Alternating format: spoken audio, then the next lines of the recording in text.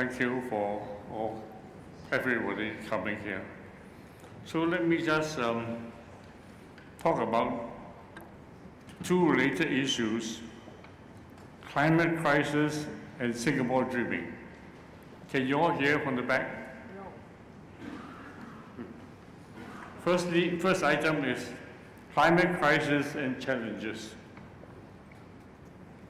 Climate change is today one of the most pressing concerns globally. The recent UN report by the Intergovernmental Panel on Climate Change is both alarming and challenging. In unveiling the report, the UN Secretary General stated that, quote, "Science has spoken. There's no ambiguity in the message. Leaders must act. Time is not on our side," unquote. The 30 years of this century have progressively worsened towards the inevitable tipping point of disaster. The world is pumping more and more carbon into the atmosphere. We can no longer handle more of it. The primary challenge to the survival of society will be climate change. As a report by American Association for the Advancement of Science put it, quote, "In other words, pushing global temperature past certain thresholds could trigger abrupt, unpredictable, and potentially irreversible changes that have massively destructive and large-scale impacts.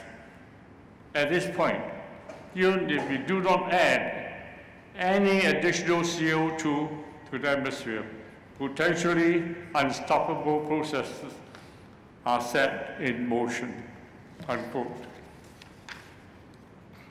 The Secretary General UN has declared that the purpose of the September 2014 Climate Summit in New York last year was to raise political momentum and commitment for the meaningful and universal climate agreement in 2015 and to urgently galvanize transformative action of all countries and to limit global temperature rise to less than 2 degrees Celsius. Today, we are swarmed with affordable and applicable green ideas and technical solutions, as well as critical contributions from and in social media. Yet, the big question lies in whether we will and can take action quickly enough to avoid the climate catastrophe, and whether the political leadership and the elites will accept the necessary drastic changes. Many academics and theorists are deeply skeptical because of the strong links between power and money will be difficult to change, particularly in the developed economies. To quote the influential author Naomi Klein, quote, "Our political class is wholly incapable of seizing those tools and implementing those plans, since doing so involves unlearning the core tenets of the cycling free market ideology that governed every stage of the rise to power," unquote. The power and influence of neoliberalism with its global reach are clearly formidable. However, many economies, including China and India, will commit to drastic changes to tackle excessive environmental pollution, income disparities, and basic needs of their citizens, in addition to effectively decarbonizing their consumption. Developed nations and global multinationals can offer their skills and vast financial resources to possibly support and capitalize on the UN initiative of Green Climate Fund, as well as to become partners in achieving the difficult structural transformations in the developing economies. On the global level, we must eliminate extreme poverty and unsustainable rapid population growth To quote the recent UN report, which provides a context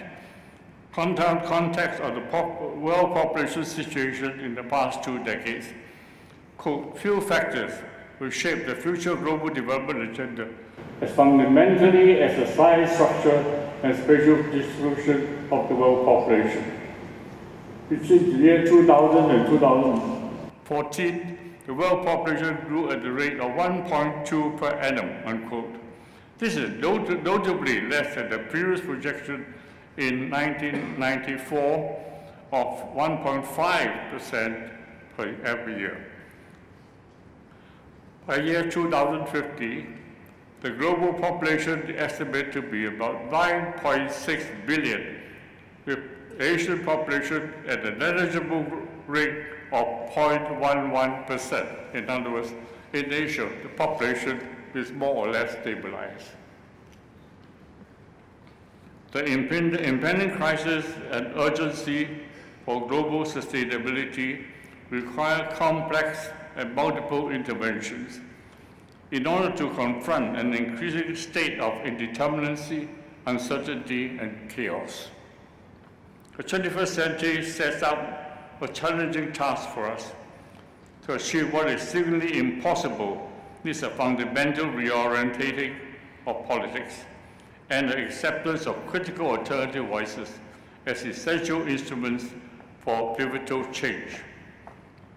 We need to challenge the deeply ingrained modernist culture embedded in constant growing material economic wealth as every person's inevitable goal and desired lifestyle. Furthermore, sustainability requires complex, in-depth, and multifaceted corrective processes in order to redress a broad range of unsustainability, including its ethical and value-loaded cultural dimensions. We must promote a resource-saving lifestyle and move towards a carbon-neutral economy. Global sustainability is only possible when wealthy countries, driven by the power or agency of their dominant neoliberal modernity, abandon or are forced to abandon their obsession for economic growth. A hopeful sign in recent years is the increasing frequency and effectiveness of isolated ground-up protest movements everywhere by local citizenry to protect against injustice and to safeguard their own environment and quality of life in their communities. In the spirit of spatial justice, public space is increasingly contested everywhere against the biased allocation of urban space that privileges the rich and powerful. In fact, the impact of these two fightbacks are already succeeding in ways both surprising and inspiring. This is a phenomenon with global reach, with major and positive consequences.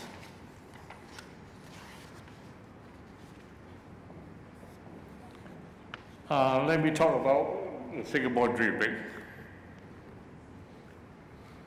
Singapore Dreaming is a 2-year project by Asian Urban Lab, where leading artists, academics, professionals, and other thinkers across diverse disciplines share and explore alternative visions of a Singapore that is sustainable, creative, and vibrant. A ground-out initiative where the people of Singapore can share their dreams, a project aimed to move beyond layers of constraints, whether dogmatic or structural, to imagine all possibilities. Dreaming allows us to think the unthinkable and to formulate new possibilities. Dreaming is an alternative ingredient in lessening the pain towards a challenging transformation to a truly sustainable society. Singapore Dreaming attempts to identify, analyze, and correct the multidisciplinary interactions of sustainability beyond the physical and environmental issues to include the dynamic changes of values and lifestyles as well as the impact and complexity of creative sustainability and urban vibrancy. It is in the present context of Singapore that this unconventional approach is clearly relevant, exciting, and challenging. It goes beyond the restrictive party politics and bureaucratic conservatism, as well as the monolith obstruction to linear thinking and economic dominance. It recognizes and accepts complexity and uncertainty, as well as indeterminacy and creative energy generated by the community empowerment in art, design, and culture. Dreaming by the creative arts culture is not simply done by claiming to stand aside and against power, but by finding ways to rework the meaning and cooperation of top-down generated power through providing new alternative and uncharted visions that reflect the interests of the larger community.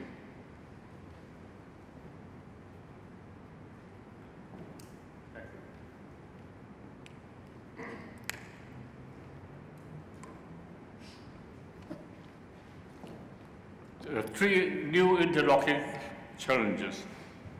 In the 21st century, Singapore is confronted with three interlocking challenges that must come to terms with. First, the expanded history. Second, the multiple modernity. And third, population sustainability. Let's look at expanded history. First, the expanded research data of historical narrative had broadened and deepened the understanding towards the island's historical rootedness from the late 13th century on which has stretched for 700 years. This should provide an exciting historical imaginary to reorientate the thinking of Singapore's experiences, not just in the past, but also the present and the challenges of the future. The historical finding enables the city-state to respond possibly to a new global rebalance, as well as to redefine and anchor her international orientation in the complex Asian context. In the process, priority given to language learning and deeper cultural understanding of neighboring countries, together with a long entrenched multiple network of many Singaporeans, collectively offer a unique advantage towards establishing Singapore as a dynamic and global center for global connection for the ASEAN region. In doing so, we can attempt to redefine a better understanding and a sense of rootedness among Singaporeans towards Singapore. Rootedness has been essential to the evolution of creative and imaginative culture, as highlighted by Sachin Sakya, that, to quote, the highly diversified identity we refer to as knowledge economy could not simply emerge from the heads of the creative classes, no matter how brilliant they might be, unquote. It can only be derived on a foundation of deep history, shaping a city into a complex system which continuously evolve and foster creative energy. Second one, multiple modernities. Many theorists have identified that the rapid convergence of global modernity that our world is experiencing is inevitable. Much has been detailed and discussed in the journey towards globalization. However, critical benchmarks of Western modernity established over the last few centuries were greatly distorted by exploitative colonialism and in recent decades by the aggressive global capitalism of neoliberal modernity. The non-West, modernized at a later time with diverse national history, cannot be understood in the conceptual history of Western modernity. Present Western benchmark of Western modernities, such as human rights, rule of law, and democracy, will be challenged and redefined in the context of their own culture. The concept of multiple modernity is now widely accepted. Major divergence on fundamental issues is increasingly visible, as the Western modernist model must be solely treated as the first among many and not the only one. Therefore, it may be useful to consider divergence of ways that can be utilized en route to achieving the visions of a common globalized world and to overcoming the challenge of climate crisis. Each nation, state, or city will have varying methods that are particular and best suited for their context. In Singapore's case, having a rich understanding of its roots will offer a more exciting new image of what is coming in the future. The contribution of rootedness and application of multiple modalities will enhance and enrich the exercise of Singapore dreaming in the multi-dimensional search process of sustainability. At that point, a sustainable population. Singapore White Paper published in January 2013 outlined a comprehensive projection of up to the year 2030. It identified two current fault lines, i.e., long-term impact of the low birth rate and the subsequent excessive dependency of senior citizens. The projected increase of population to 6.9 million is the focus of much public controversy.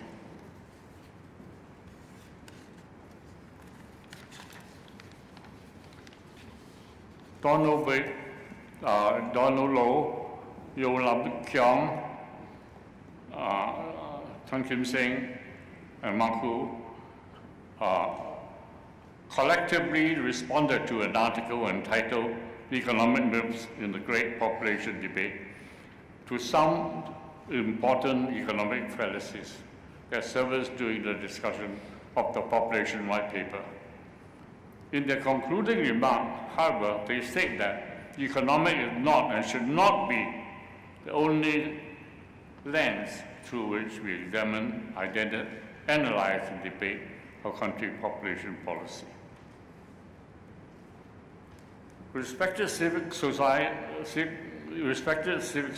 critic Alex Au has stated in his plot that a democratically sustainable population in Singapore is similar to other developed economies, having a dependent ratio of about 2.25.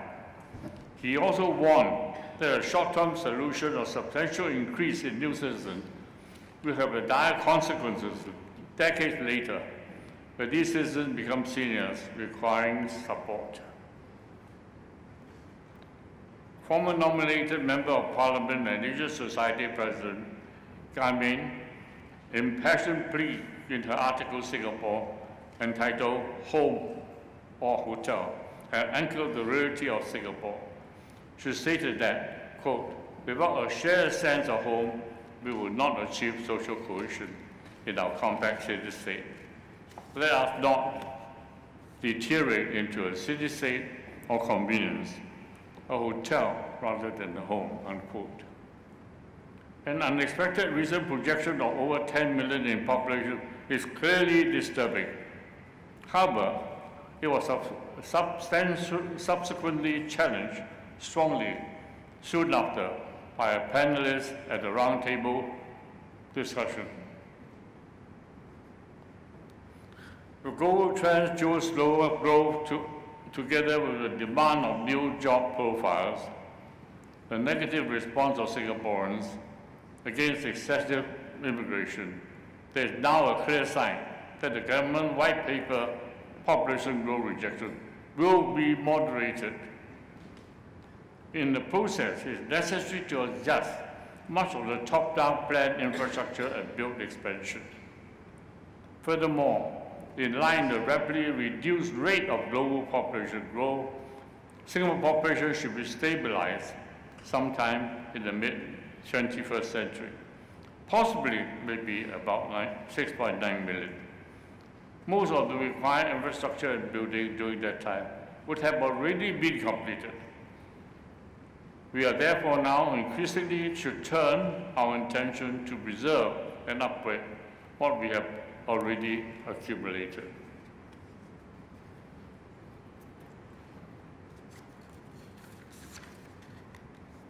And now I want to talk about the journey to sustainability.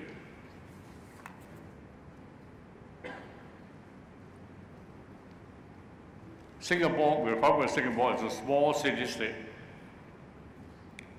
with a land area of 716 square kilometers and a total population of 5.47 million, of which 3.34 million are Singapore citizens.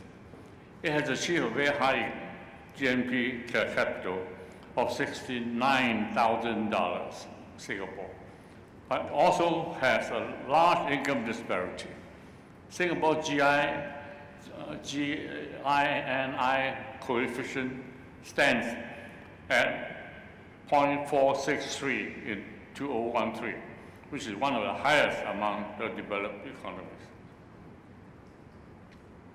Presently, the city-state is deeply embedded in modernity-dominant modes of understanding reality, with economic and technical system narrowly defining the logical, linear-oriented rationality. There's now a greater awareness that change, indeterminacy, and uncertainty are the dominant features of our contemporary life. Singapore policies that refuse to face up to the current reality of unsustainability while continuing to emphasize the ideals and development strategy of the past are doomed to fail. However, to transform them quickly is not an easy undertaking and cannot be easily achieved. Reaching sustainability in Singapore is therefore an ambitious target. It will take time, radical adjustment, political commitment, and broad-based support of the whole community. The deeper, broad-based, slower transformational process is a clear option. However, it must not become an exercise of tokenism, which will quickly result in disenchantment. Sustainability is multidirectional. In South Singapore, the 5 pillars of its sustainability are economics, environment, value change, vibrancy, and culture and the arts. They are interlocking and unstable in the forward journey towards sustainability. To quote the eminent cultural theorist Sachin Kagan, quote, "Sustainability is a process of transformation without end, not geared towards a fixed end state of being, because any image of a perfect, stable, and harmonious system is a dangerous illusion," unquote. Economic sustainability. Since May 2011, after the ruling People's Action Party lost the Argentine GRC representation, we have seen a discernible shift over a wide range of issues. Government appears to be listening and responding more. Singaporeans have shown a desire to articulate their opinion with increasing frequency and openness. Social media, together with many concerned scholars, have led the way in positioning alternative policy options. The recent impactful publication entitled Hard Choices, Challenging the Singapore Consensus, is an excellent example, with more of this to come. Many have questioned and critiqued the current linear development model and its obsession with economic growth as unsuitable. However, the present government's reluctance to decisively move from the existing successful development model is understandable.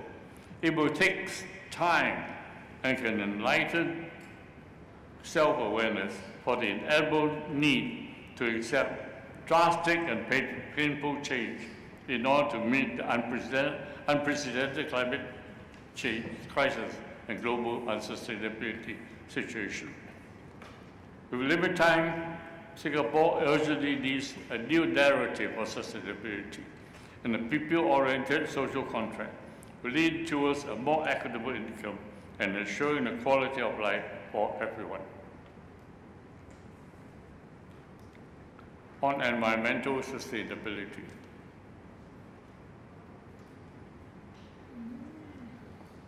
Singapore has continuously made impressive progress towards greater energy efficiency in buildings, as well as improvement of its infrastructure. With improved technology and competitive prices, renewable energy is projected to apply more widely. To follow the city of Penang example, Singapore should strive to achieve a zero-waste recycling policy. With strong political commitment and highlighted in the success of water self-efficiency exercise, the broad-based public support to minimize sustainability, Singapore can still dream of what's seemingly impossible, to progressively achieve a condition of zero emissions, as Denmark has inspired to do so by year 2050.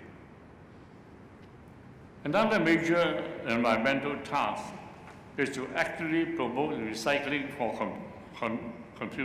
commuting as an efficient and affordable mode of transport.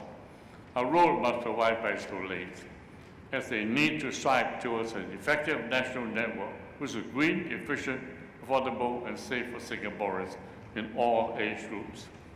Center car lanes should and will be converted for cycling usage. Cycling is particularly important to save transport costs for the lower income workers. We will also relieve public transport congestion during peak hours. Singapore can inspire to become a self-respecting, cycling-oriented, sustainable modern city. In the process, the single-minded pursuit of wealth and status of car ownership can be successfully contested. Next, on the sustainable value change. While usage of ICT and proliferation of social media, Singapore's now experience dramatic and exciting value and lifestyle changes, particularly among the young. To introduce that new strategy, the leadership will often run up against great obstructions and can only succeed when they are reflecting the new cultural values and widely supported by the community. A challenging task is to reset the value and lifestyle towards sustainability.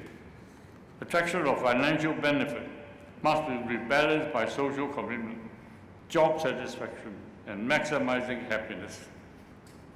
The fundamental shift of thinking in policy adjustment from a top-down model to a people-oriented decision-making process is essential to create shared goals and values. Against long working hours, many prefer a more balanced lifestyle with greater time allocated to be spent with family, friends, and of leisure.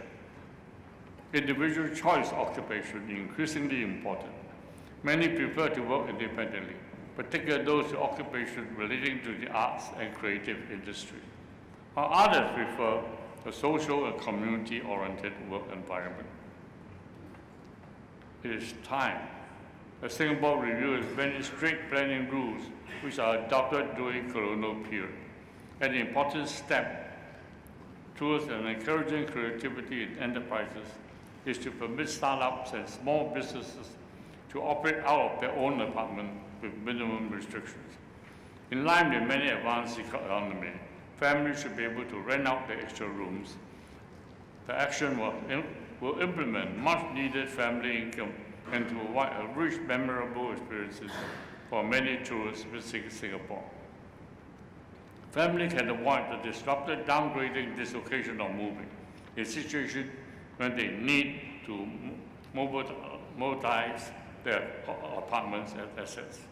At present, the issue of short-term rental remains controversial, with authorities and the hotel industry citing security concern a potential growth of income. However, the benefit of this form of resources sharing will demand that the idea will inevitably be accepted, often after more time and effort to ensure that they will be effectively regulated. And Singapore on vibrancy. In the last 2 decades, Singapore has strong ambition to become a major global city. Notwithstanding the government development of many public facilities, from gardens and beaches to more recently major sport facilities, the 2 integrated resorts, annual downtown Formula 1 event, and the luxury brand shops and upgraded shopping mall have led to an unsustainable global theme park type of vibrancy. This has increasingly promoted a clear division of the city, with vibrancy firmly based on income and affordability.